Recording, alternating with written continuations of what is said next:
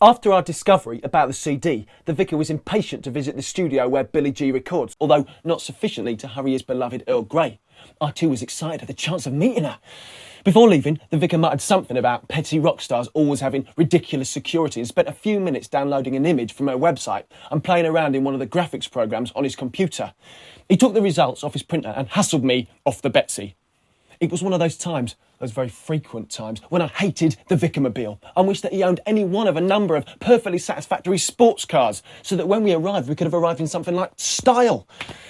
What makes it worse is the fact that he always asks me to drive, so I look like a bloody chauffeur. He had some calls to make and he would never dream of using his mobile phone while driving. He sat in the back with his phone, Filofax and Palm Pilot, everything but his laptop, which was being mended for reasons we don't need to go into. He loves mobile gadgets, particularly ones that store phone numbers. I think he even has a credit card with phone numbers in it. Out of his clutch bag, he brought the sheet of paper that I'd seen at Real World. He looked over it and then read aloud what had been written across the bottom. Why not the police? And then again, more slowly, why not the police? He thought for a while, during which time I manoeuvred us safely along Old Kent Road, street name supplied at random, before turning into, yes, you Monopoly players guessed it, Whitechapel Road. He looked up a number in his Filofax. I learnt later that it was Angela Barnett, a columnist with the Financial Times. Now, in real life, Angela was actually a man, but there seemed so few women in this book that I thought it was better to give him a quick sex change. I hope his wife doesn't mind. Hello, Angela. The vicar here. I'm not sure if the voice at the end knew who it was. We met over lunch at Sir Edward Heath's many moons ago. Well, if you're going to drop names, I suppose dropping in the fact that you met over lunch with a former Prime Minister pretty much comes top of the list. Yes, fabulous view. I remember Sir Edward saying that he had once been told that it was one of the top 10 views in the country, and his reply was that he could not imagine what the other 9 could be. The vicar put his hand over the receiver and told me, Edward Heath's house overlooked Salisbury Cathedral. Breathtaking. He returned to the conversation. Angela, a favour if I may, a simple financial query. He asked her advice on some Lloyd's insurance funds that he was interested in, gave her his email address and then rang off. It was difficult to see what that conversation had to do with Billy G, if anything. He looked up to see where we were and then went back to his list. He went to the very top where he'd written, Who Gains? So, who gains, punk? He asked me. The other members of her band? If you could keep hold of your own slightly soiled underpants and were less interested in the inside of Billy G's knickers, who would you be buying? I'm sorry, Bishop, I positively failed to drift your catch, I said obscurely. If Billy G stopped making records, who benefits? He asked. Well, Emma B, of course, it's been in all the papers. I shall spare you the ritual argument about newspapers which followed. I, as always, stoutly defended the right of the working man to have ever larger-breasted topless girls on page 3 and articles explaining how to eat my way to multiple orgasms, while the vicar espoused the qualities of his beloved FT, which doesn't even have sports pages. I ask you, well, which of us knew about the rivalry between Emma B and Billy G? I said finally, pleased to have won the day. Ah, but did this insightful journalism, written entirely in words of less than one syllable, wonder if it might not have been a manufactured rivalry? Even Punk Sanderson must know that those apparently great rivals, the Beatles and the Rolling Stones, used to secretly coordinate their releases to ensure that they did not coincide. I, as ever, remain resolutely ignorant of any fact more than 20 years old. Your modern-day Battle of the Alphabet Girls is no doubt equally phony, but a little analysis of their sales figures might prove fruitful. Careful, that truck is stopping. I dumped the vicar's mobile office unceremoniously onto the floor. We'd been in the car for 40 minutes and had only just reached the Angel Islington. Time for you to follow your roadie's instincts, my dear boy. Follow your nose to the river. I'll see if Sean Fitzpatrick can give us some sales figures. He kept Sean's number in his watch, and in my mirror, I could see him pushing a button on the watch, scrolling through to the right number. Sean, how wonderful. A small favour, if I may. Sean. What can I say? Well, firstly, of course, is that his name is not Sean. I shall probably have to buy him several pints and a couple of hundred Rothmans to apologise to him for giving him such a lame new name. But Sean Fitzpatrick was the best Irish name I could do on the spur of the moment. A total character. He's worked with the vicar for years.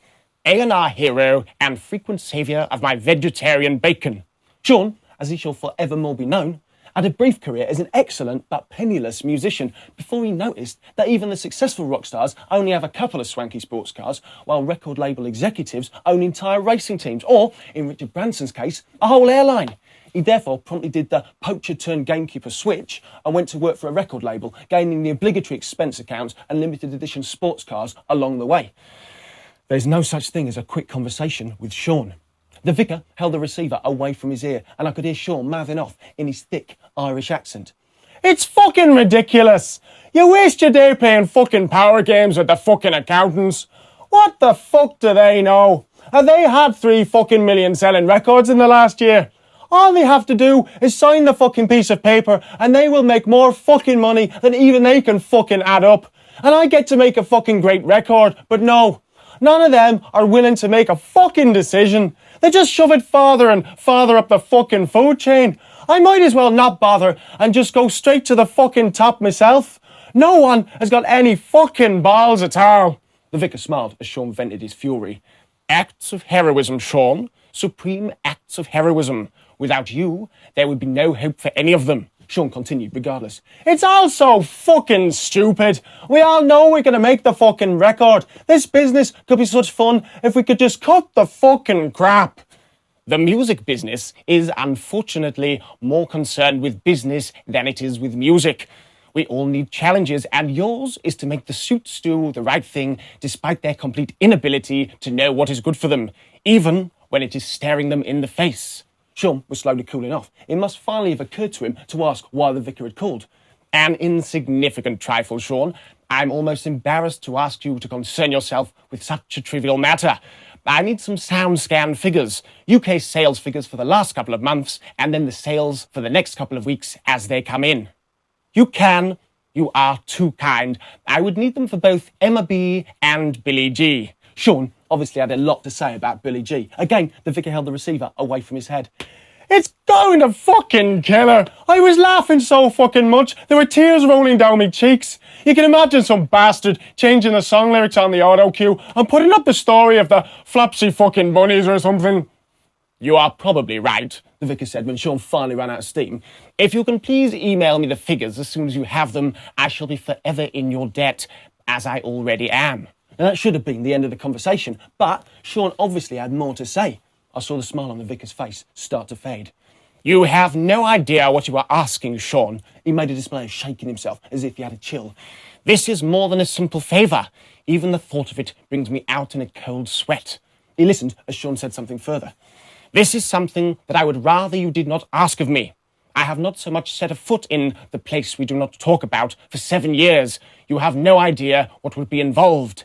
There would be all manner of aggravation and complications. He sat silently and then drew a deep breath. If you can find no other solution, I will agree. I do business with people, not companies. I will do it as a personal favour for you, but I would ask you to please try your damnedest to find an alternative. He rang off just as we approached the river. A live radio show with the Glamour Twins, broadcast from Malvolio's office. We go as far as despair and then say, Lord, have mercy. He turned his thoughts back to the journey. Turn left along the embankment and we are nearly there, he said, winding down the window and blowing an imaginary cloud off the palm of his hand. Let's blow that dark cloud away. It may never happen. That boy's not cool. He's got ears the size of deer face, broken nose and a twisted face, with a voice that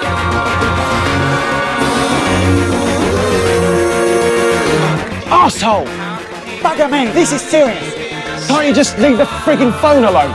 Damn, what are the tablets you logged on? Everybody shut up! Fuck me, there's got to be someone to talk to. God, this is going shit. To think I trusted you, you complete imbecile. Billy G's career has just been ruined by the cretin you insisted I'd take on tour. And from what I hear, they even personally told him how to do it!